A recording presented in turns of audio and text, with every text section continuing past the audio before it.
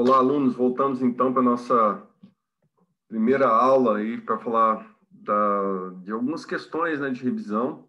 A gente já iniciar o ano com alguns subsídios para o que vem de novidade aí na disciplina, né? Então, eu não vou estar com vocês aí durante o ano. Queria estar presencialmente com vocês mais uma vez, né? A gente vai da forma como tem que acontecer aí, com segurança aí para todos. Mas daí, depois desse período de revisão, o Coronel Linhares assume aí a disciplina com vocês, presencialmente aí, também online. Ele já vai ter uma abordagem aí já dentro do campo da sociologia, principalmente da sociologia clássica e sociologia do trabalho, a questão também a sociologia de desigualdade. Então, vai ter uma série de questões aí que ele vai estar trabalhando de novidade com vocês. E eu retorno com vocês aí no terceiro ano, para trabalhar política. Política é minha área de origem, né? A ciência política é minha área de trabalho mais aprofundada. Então, a gente vai trabalhar no terceiro ano em ciência política e, certamente, né, a glória de Deus, presencialmente, para a gente fazer várias coisas bacanas aí.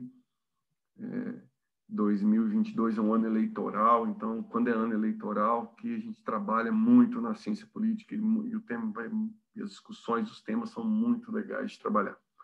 Mas é isso aí, vamos falar então como eu disse lá naquela introdução de planejamento, a gente vai falar um pouquinho, dar uma retomada a respeito do surgimento da sociologia. Então, a sociologia, ela surge, né? Primeiro, a gente fala que a sociologia é uma ciência, né? Uma ciência que estuda a sociedade. E para delimitar o campo científico, vocês já viram também aí na química, na biologia, na física, sempre começa, né, as primeiras aulas introdutórias são aulas sobre ciência. O que é ciência? O que é o conhecimento científico? É o conhecimento sistematizado? É o conhecimento teórico? É o conhecimento comprovado, né? Que é feito hipóteses são testadas, e essas hipóteses elas passam por um crivo crítico, elas podem ser alteradas, elas podem ser aperfeiçoadas. Então, a ciência ela tem como base, principalmente, questões materiais, né? Então, a ciência ela se baseia em fatos sensíveis aos sentidos. Então, tem que ter essa comprovação através de elementos concretos. Então, o conhecimento científico ele é baseado nisso. E para que a ciência ela pudesse ter um caráter sistematizado, foi necessário fazer o quê? Criar métodos de pesquisa científica. Então, a ciência ela é metódica. Então, você precisa ter métodos, teorias, métodos, técnicas, para que você faça as pesquisas e consiga chegar a um resultado plausível.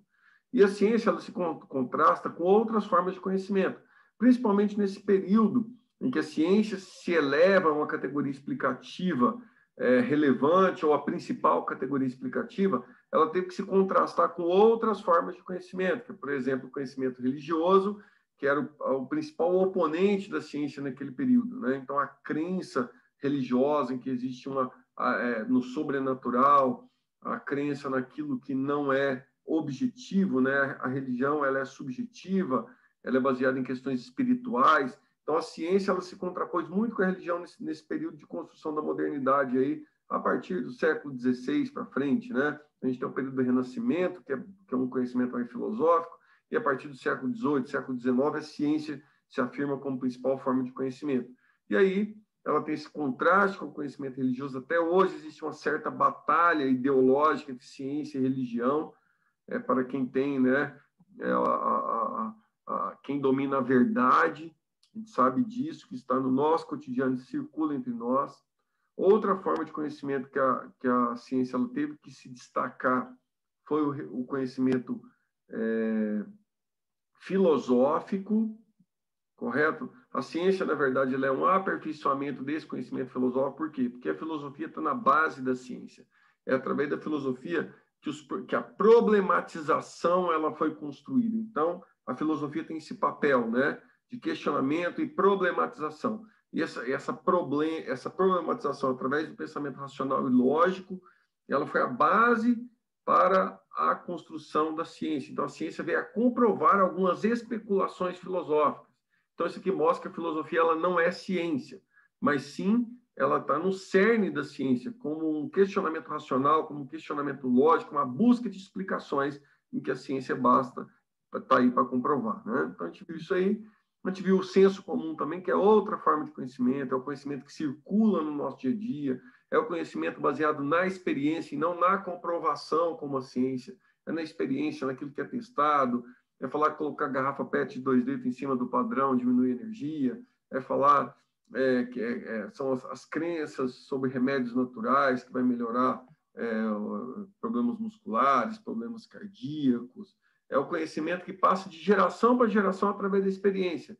E uma das características do senso comum é a oralidade, né? As questões do senso comum, o conhecimento que é gerado no cotidiano, que não tem essa comprovação, que não tem essa preocupação, ele não é escrito, ele não é registrado, como a ciência tem que ser, através de livros, através de protocolos, né? Então, o senso comum é aquilo que se manifesta no dia a dia, as ideias que a gente tem sobre determinado assunto, e o senso comum se caracteriza pela superficialidade, diferente da ciência, que se caracteriza pela profundidade na busca de explicações, ok? Então, aí a sociologia, então, surge como uma ciência que tende a explicar a sociedade. E o que seria a sociedade, né? O que é a sociedade? A sociedade é um conjunto de relações, né, entre os seres humanos.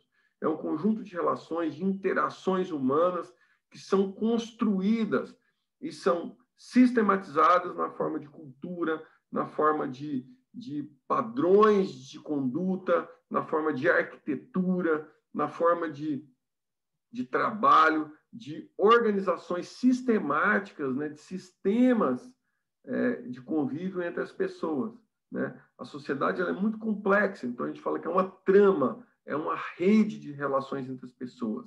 E essa rede ela está relacionada ao quê? A questões normativas, está relacionada a questões econômicas, a questões culturais, a questões políticas, a questões psicológicas também, né? Então, a nossa vida social também está ligado a questões de interações de emoção entre as pessoas. Então, tudo isso, a gente vê isso muito nesse contexto agora que a gente está vivendo, que a questão emocional ela surge como um aspecto bastante relevante na nossa convivência, né? Então, a sociedade ela é constituída de interações. E essas interações hoje, elas são interações presenciais e virtuais. A gente viu agora no contexto do coronavírus que a gente sente falta das interações presenciais, né? E as interações virtuais, elas acabaram adquirindo um outro status, né? Acabaram adquirindo uma importância muito grande. Então, a sociologia ela vem estudar essas relações. Inclusive, o que acontece agora é um objeto da sociologia. Então, qual que é o papel da sociologia no cotidiano? Está aí. Enquanto ciência social, a sociologia está presente no nosso dia a dia, nas escolhas, na individualidade, nos relacionamentos, nos movimentos sociais, na cultura, na política, no comportamento. Então, a sociologia engloba esse pensamento crítico, esse pensamento científico aprofundado, não superficial, mas sim um pensamento profundo sobre a sociedade. E como que a sociologia nasce, então, como ciência? Ela nasce no contexto da Revolução Industrial e da Revolução Francesa, vou te colocar aqui de volta, da Revolução Industrial e da Revolução Francesa. Então, ela nasce com um certo grupo social chamado burguesia, que passa a ter o poder político, passa com a Revolução Francesa, passa a ter o poder econômico com a Revolução Industrial, e necessitava da ciência como um poder intelectual para poder ter o seu domínio realmente sobre a sociedade. Então, o capitalismo ele surge como um domínio, né, como uma prevalência diante dessa transição do mundo medieval na economia com a Revolução Industrial, com a Revolução da Maquinofatura, vocês já viram bastante sobre isso, a Revolução Francesa, que é uma revolução política que acaba com o absolutismo e a democracia emerge, né? A escolha do representante emerge como uma forma de definição daqueles que vão liderar uma nação, um Estado constituído, né? A gente vai ver no terceiro ano isso bastante, a questão da formação do Estado, da democracia. E aí a gente tem a questão, aqui falando da Revolução Industrial, já viram a Revolução Francesa, do absolutismo para a democracia, e a questão do conhecimento nesse período, né? Os iluministas que buscam, né, se contrapor ao conhecimento religioso, principalmente da nobreza e do clero, né? A nobreza no absolutismo ela tinha uma ligação muito forte com o clero, que é com a igreja. Então a igreja era uma espécie de salvaguarda intelectual para aquela organização política absolutista. E aí a ciência veio para bater na igreja no sentido do alicerce fundamental da igreja. Então, fala assim, a ciência ela é ideológica no sentido que ela tenta combater o pensamento religioso para que o clero e a nobreza passam a ser dominados por outra forma de organização política, que seria a democracia, que seria a escolha dos representantes aí, principalmente no início da democracia, por representantes escolhidos pelo poder econômico, que seriam os burgueses, comerciantes, industriais nesse período. Estamos aí. A sociologia surge para... Então, o que é a sociologia? Então, vamos resumir, né? Então, como que a sociologia ela surge? Essa ciência que explica a sociedade, que não chamava no seu começo sociologia, que a gente viu, né? Mas ela passa a ter esse nome depois, ela surge como uma resposta a essas mudanças. Ela é uma resposta intelectual às transformações que ocorreram na modernidade, as transformações econômicas com a Revolução Industrial, políticas com a Revolução Francesa e intelectuais com o Iluminismo ou Revolução Cultural. E aí surge a primeira forma de pensamento social, que é o positivismo. A gente já viu sobre o positivismo, tem como seu pai Auguste Comte. Então, Comte, ele era um discípulo de um filósofo chamado Saint-Simon, francês, e o Comte, através dos trabalhos de Saint-Simon, ele passa a estudar a sociedade e dar seu próprio olhar sobre a vida social. Mas ele queria tratar a sociedade de forma científica e não de forma filosófica, como seu mestre fazia. Então, ele passa a estudar a sociedade de uma forma científica, e o primeiro nome que a sociologia tem é de física social. Por quê? Porque as ciências da natureza eram as principais ciências daquele período, as ciências emergentes. Então, seguindo a linha de pensamento daquele período, aí, do século XVIII, principalmente, né, Comte, então, intitula a ciência da sociedade como física social. Então, ele tenta estudar, né, essas transformações que ocorreram, e a filosofia positivista e o positivismo enquanto ciência entendiam a sociedade através de um processo evolutivo de sociedades simples para sociedades complexas, avançadas. Então, ele passava por esses 3 estágios. As sociedades simples estariam num estágio teológico, que chamavam fictício, depois passaria para um estágio metafísico, filosófico, abstrato, né, que ele fala assim, aí ele fala das sociedades deveriam passar por esse trajeto, até chegar no estágio positivo científico, que seria a Europa do seu período, né? Então, a Europa, através do Iluminismo, chegava ao ápice da sociedade. Então, a sociedade moderna, científica, branca, seria o auge da sociedade, enquanto as outras sociedades ainda estariam em estágio evolutivo. A gente viu isso. E como esse pensamento kantiano, ele chegou no Brasil, né?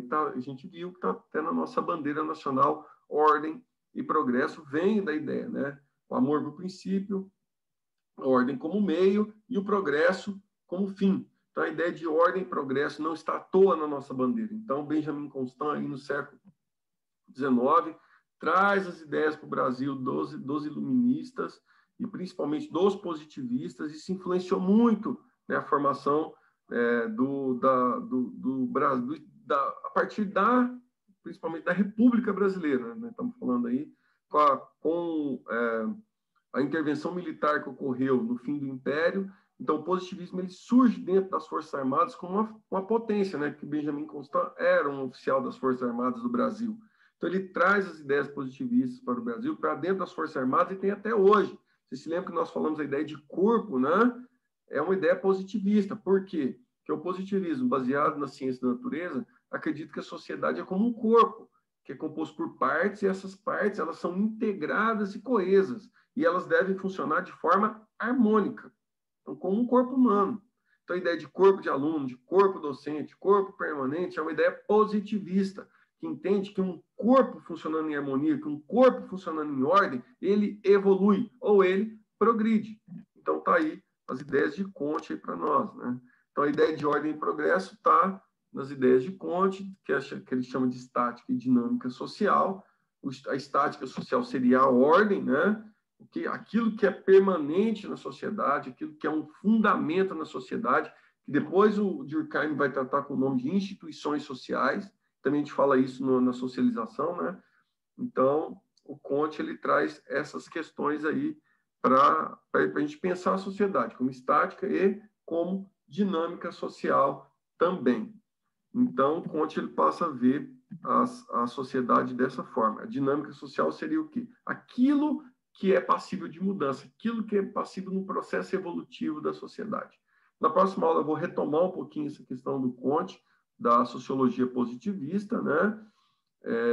E aí a gente fala um pouquinho da influência das primeiras ideias sociais para a sociologia clássica, que aí vocês vão estar vendo aí com o professor Linhares no corrente ano. Valeu? Obrigado aí pela atenção aí. E na próxima aula a gente volta na live, tá? Não se esqueçam disso. E entrem lá para a gente poder estar falando ao vivo e discutindo os pontos, tá bom? A gente falou um pouquinho da influência do positivismo nas Forças Armadas, da ideia de sociedade que nós estamos tendo hoje. Isso é muito importante nas questões políticas. O positivismo está mais vivo do que nunca, tá bom? Até a próxima.